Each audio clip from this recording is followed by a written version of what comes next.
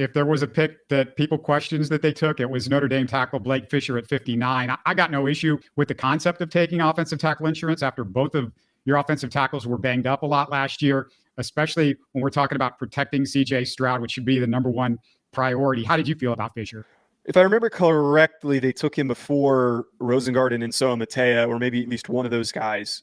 So that's not great, but Fisher was another player that I was a little higher on than the consensus. I had a mid to late third on him.